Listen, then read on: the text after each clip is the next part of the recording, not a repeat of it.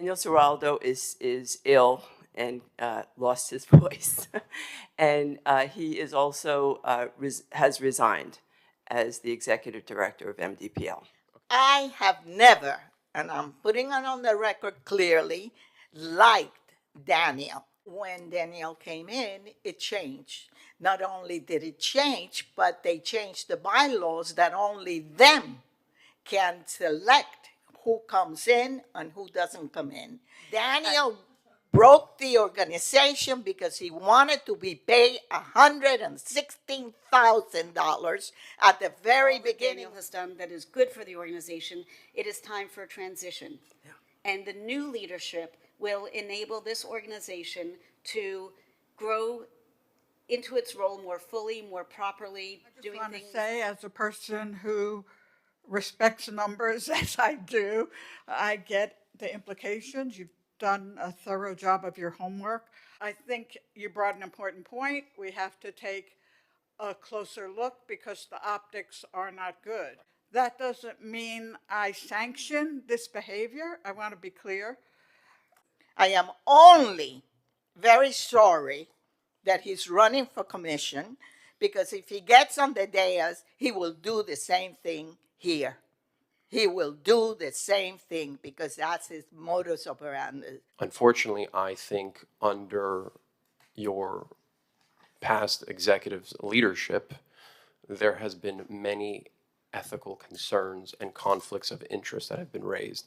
And so I want to make sure that I delineate between the MDPL's mission and certain people in your, or was recently up until yesterday, leadership. Okay, and I think that's important. And I think, you know, I don't want to come off combative, presented everywhere. But in November 13, 2023, Ike donated $5,000 to MDPL.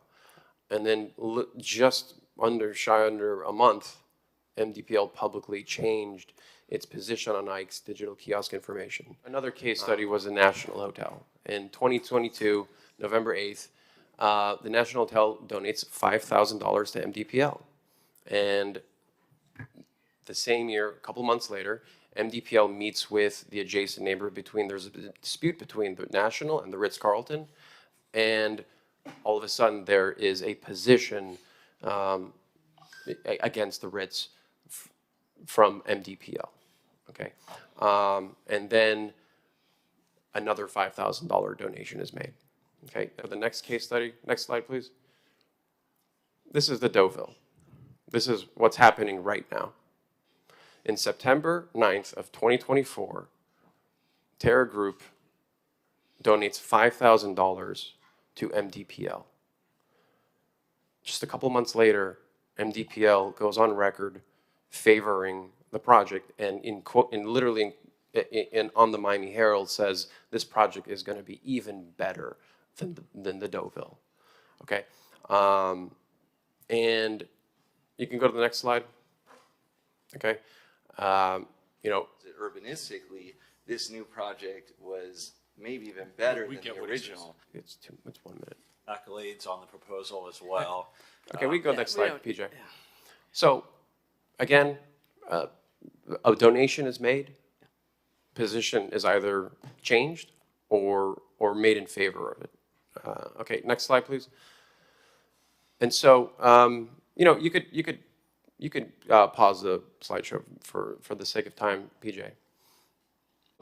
When I see that there's a failure to register as a lobbyist, okay, for the last 5 years, and there's only 12 instances, and then but there's like almost 200 different items that he's appeared before HPB and Planning Board and Commission.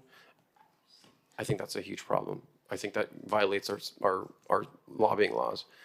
And then when I see developers and lobbyists paying MDPL and those positions are somehow affected, I think that's a huge problem. Now listen, your organization is more than welcome to receive contributions, correct? I don't see any issue with that, but the issue that I certainly have is that MDPL has certain special status with Miami Beach through our resiliency code.